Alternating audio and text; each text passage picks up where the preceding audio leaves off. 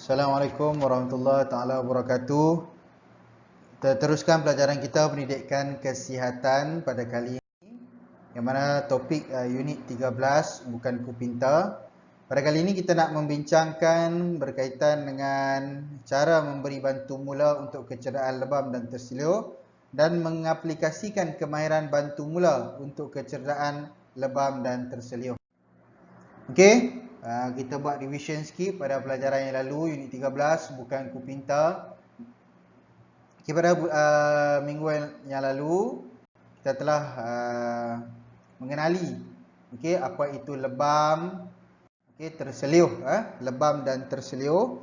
Kita telah pun mempelajarinya, apakah punca, gejala, tempoh untuk sembuh, cara rawatan dan cara bantu mula. Okay, ini telah kita pelajari pada minggu yang lalu. Okey, baik, jadi di sini kamu boleh baca sekali lagi, sekadar imbasan untuk kamu ingat balik semula. Okey, apa perbezaan antara lebam dan terseluar? Antaranya yang perlu kamu tahu, kalau lebam ni bengkak mungkin 5 hingga 7 hari lah, seminggu. Okey, tapi kalau terseluar dia akan mengambil masa yang lama kerana kecederaan itu berlaku. Okey, mungkin kerana koyaknya tisu, okey, dan juga cederanya pada sendi dan ligamen kamu. Maka dia mengambil masa 2 hingga 3 minggu, okey, untuk sembuh. Jadi perlukan rehat yang banyaklah. Okey, baik. Seterusnya pada kali ini kita akan tengok bagaimana kita nak melakukan bantu mula untuk merawat kecederaan lebam dan terseluar.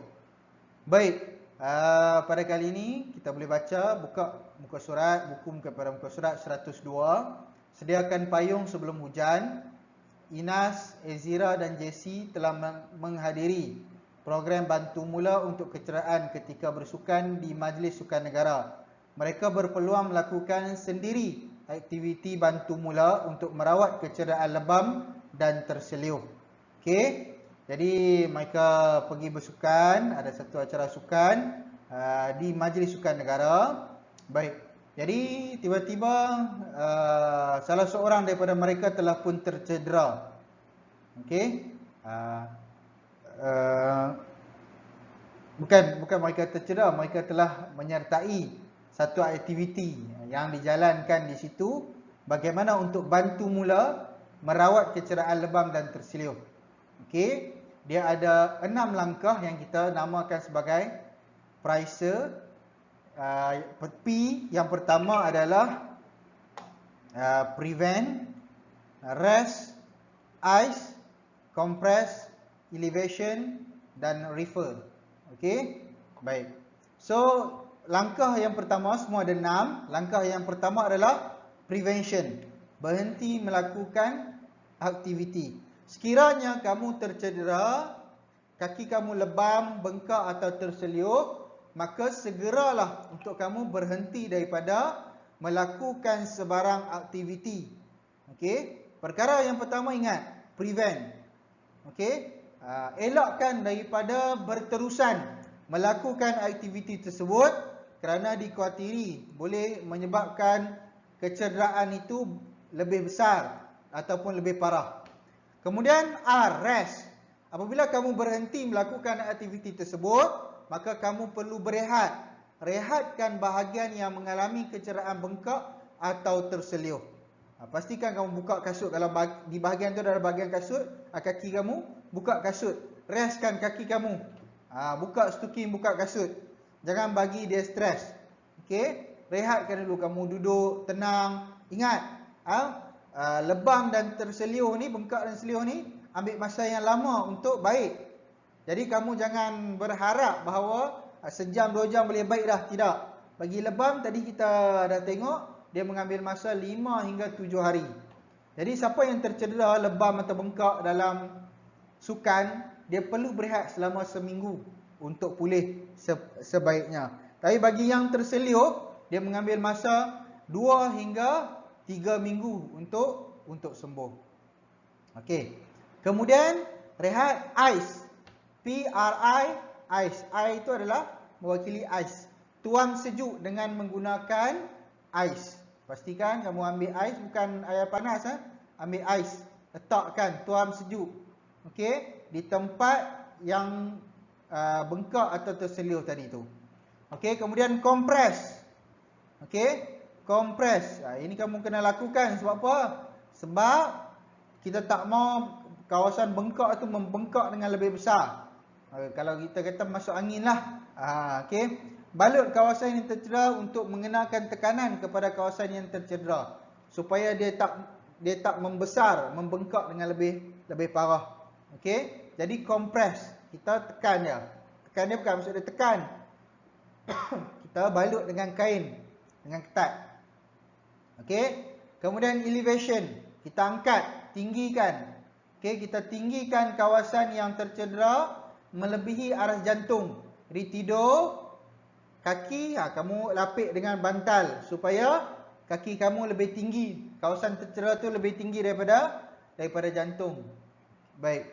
Dan yang keenam, yang terakhir adalah refer, rujuk pengamal perubatan seperti doktor untuk rawatan lanjut. Jangan kamu dok pergi urut.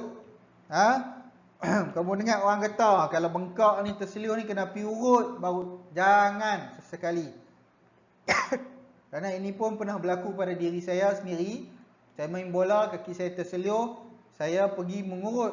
Akhirnya 2 bulan tak baik. Okey, kerana tekan tempat tu. Akhirnya pergi hospital, rupanya ada ligamen yang bermasalah oleh kerana tu. Baik. Jadi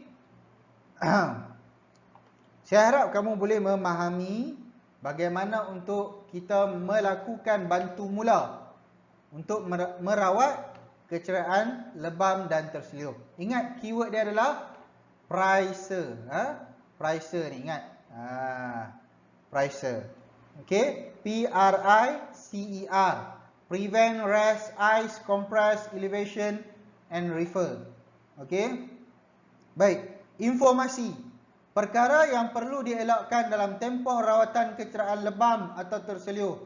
Penggunaan lotion panas atau pek panas boleh meningkatkan pengaliran darah dan memburukkan keadaan cedera. Keadaan ini boleh melambatkan proses penyembuhan. Jadi jangan buat. Jangan pergi bubuh lotion panas, pergi bubuh pek apa-apa panas, benda panas di tempat lebam. Dengan orang dia ambil tuam kan, buh serika kat kain, lepas tu dia pergi tuam. Itu sebenarnya salah. Okey, sepatutnya ambil ais, ketua ais, bubuhkan. Okey, surutkan bengkak tu, bukan kita bengkakkan lagi. Alkohol juga boleh meningkatkan pengaliran darah dan memburukkan keadaan kecederaan. Keadaan ini boleh melambatkan proses penyembuhan. Jangan pakai alkohol, apa-apa bahan yang ada alkohol, jangan. Pergerakan yang berlebihan boleh melambatkan proses penyembuhan. Sebab tu perlukan rehat. Bagi lebam bengkak ni, rehat seminggu. Bagi yang terseluruh, 2 hingga 5 minggu. Okey, jadi kena berehat. Tekanan dan urutan berlebihan boleh melambatkan proses penyembuhan. Macam saya kenal tadi, dekat 2 bulan. 2 bulan tak baik-baik, tak sembuh. Okey, jadi hati-hati ya. Okey, baik. Penggunaan haba ke atas anggota cedera menyebabkan salur darah yang pecah menjadi kembang dan mengalir, pengaliran darah sukar dihentikan. Jangan kita kenakan apa-apa haba ke atas anggota yang tercedera. Okey, baik. Seterusnya. Okey, di sini ada latihan uji minda. Saya nak kamu buat. Saya akan bagikan gambar ni dalam WhatsApp. Kamu boleh print, kamu boleh buat dan tangkap gambar, ataupun kamu gunalah apa-apa cara digital. Sama ada kamu masukkan dalam Picasa ke apa ke, kamu downloadlah apps yang boleh edit gambar. Jadi kamu bolehlah kamu isi jawab soalan-soalan ni, kesemua soalan-soalan ni. Okey, kemudian hantar kepada saya. Baik, Abu Bakar telah tercedera semasa melakukan latihan meningkatkan kapasiti aerobik bersama-sama dengan rakannya. Kemungkinan dia terseluruh pada pergelangan kakinya. Bagaimanakah yang kita dapat mengenal pasti bahawa kecederaan itu adalah kecederaan terselium. Okey. Rancang satu tindakan yang perlu kamu lakukan untuk memberikan bantuan mula kepada kecederaan kaki Abu Bakar. Tak payah ni, tak payah buatlah. Buat yang ni sahaja. Saya nak soalan uji minda 1, 2, 3, 4. Okey, siapkan dan hantar di dalam grup WhatsApp. Assalamualaikum warahmatullahi wabarakatuh.